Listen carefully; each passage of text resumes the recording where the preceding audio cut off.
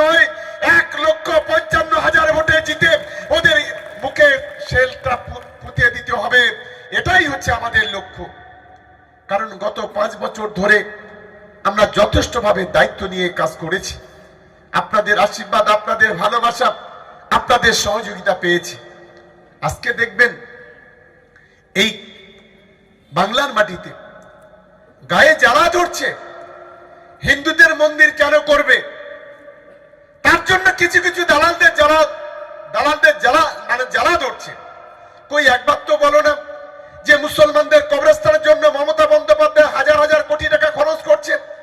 কই একবার তো বলো না মুসলমানদের ঈদগাহ মাঠের জন্য মমতা বন্দ্যোপাধ্যায় লক্ষ লক্ষ কোটি কোটি টাকা খরচ করছে?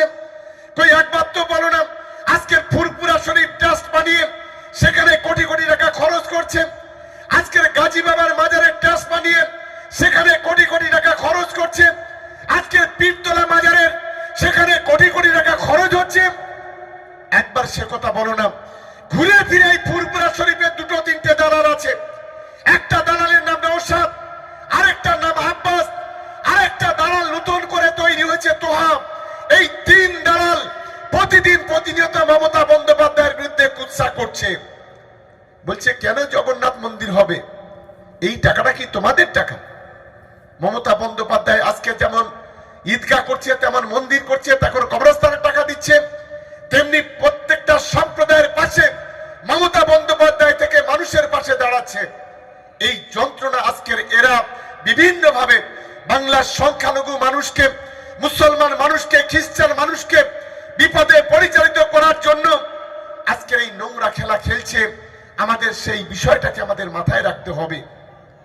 কই নওশাদকে বলি 2021 সালে বিধায়ক হয়েছে।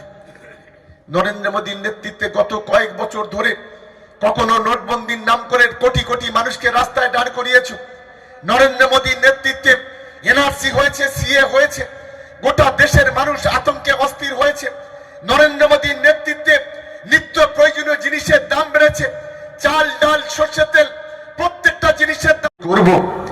এই সাম্প্রদায়িক দাঙ্গাবাজ বিজেপি আর তার পাঁচাটা গোলামে আইএসএফ আজকে যেভাবে ভাঙড় থেকে, ক্যানিং থেকে শুরু করে যেভাবে হিন্দু মুসলমানদের মধ্যে বিভাজন তৈরি করছে, যেভাবে জাতপাতের রাজনীতি তৈরি করছে, যেভাবে ধর্মীয় উস্কানি দিচ্ছে,